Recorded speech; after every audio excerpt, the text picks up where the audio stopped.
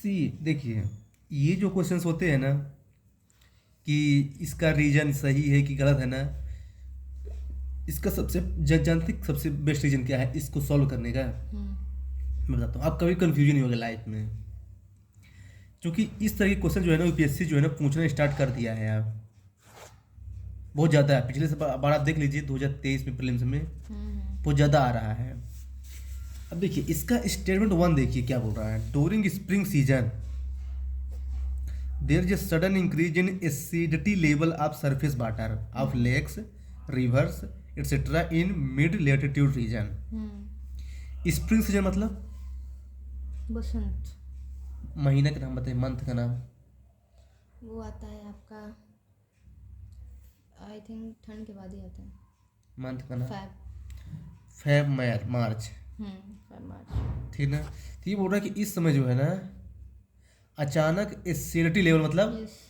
अम्ल, एसिडिटी, हाँ हाँ। ये जो तो एसिडिटी लेवल जो है ना वो surface water of lakes river का बढ़ जाता बढ़ है। जाता है। यस। अब क्या लगता है बढ़ जाता है एसिडिटी लेवल?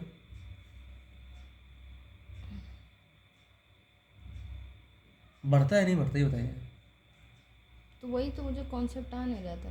नहीं इस क्वेश्चन आंसर दीजिए। बोल रहा है कि जैसे मतलब कोई लेक है, झील है, अब क्या उसके जो ऊपर सरफेस वाटर होता है ना उसकी जो एसिडिटी है मतलब कि सेवन से नीचे, pH 7। हाँ पीएच से सेवन से नीचे जो है ना होने लगता है।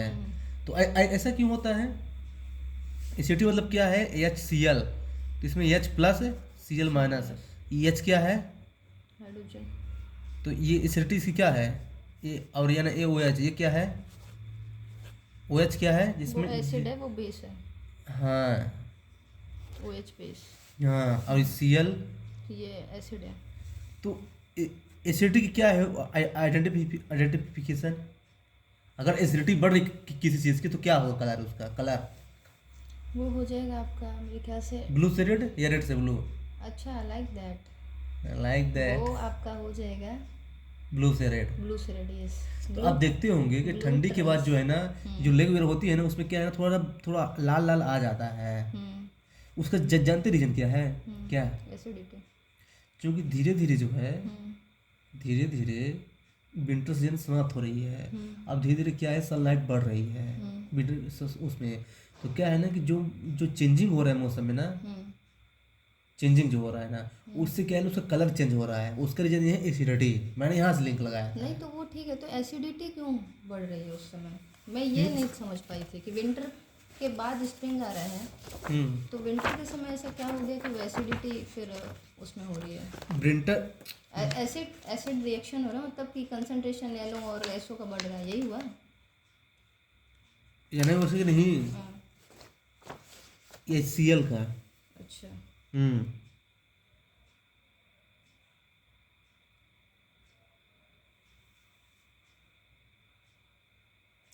क्योंकि देखिए, क्योंकि इस समय जो है ना विंटर सीजन था, अब विंटर सीजन के बाद सीधे सनलाइट बढ़ने लगा, तो जो स्नो है ना वो धीरे धीरे क्या होने लगती है, मेल्ट होगी। मेल्ट होगी। अब जब स्नो मेल्ट होगी तो क्या होगा, एसिडिटी बढ़ती है, आपको पता है ये तो बेसिक है। क्योंकि स्नो मेल्ट होने पर एसिडिटी बढ़ती है। क्यों बढ़ती है स्नो? स्नो मतलब H2O। तो H2O निकल गया, बाकी बच गया। हाँ, अब देखिए इसका रीजन से दिया था मैं। The main reason for this is that melting of accumulated snow during winter season as well as melting of deposit of dry fall out accumulated during हाँ, मुझे acid सेकंड स्टेटमेंट acid समझाइए। rain। First तो I can digest, what about second? या तो मैं सोच नहीं पा रही हूँ। अच्छा सेकंड देखिए,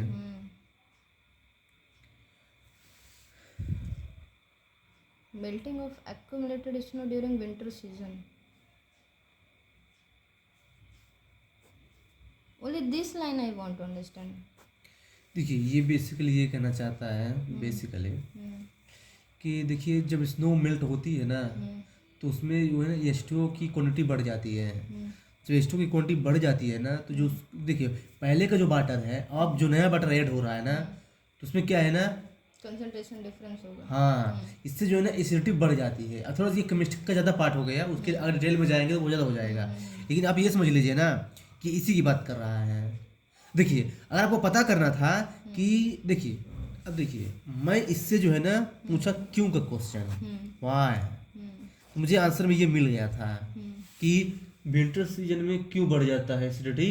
तो the reason is that accumulated snow water during winter season as well as melting of deposit of dry fall out accumulated during acid rain। तो मुझे मिल गया कि चूंकि उस समय क्या है ना, स्नो का मेल्ट होता है, इससे नए वाटर का एडिशन होता है, जिससे जो है ना वाटर का कलर चेंज हो जाता है और जो है ना एसिडिटी बढ़ जाती है। थोड़ा केमिस्ट्री वाला पार्ट है, लेकिन उत्तर डिटेल में जाने की जरूरत नहीं है, अपन को यूपीएससी वाले हैं, ये समझ लीजिए इतना।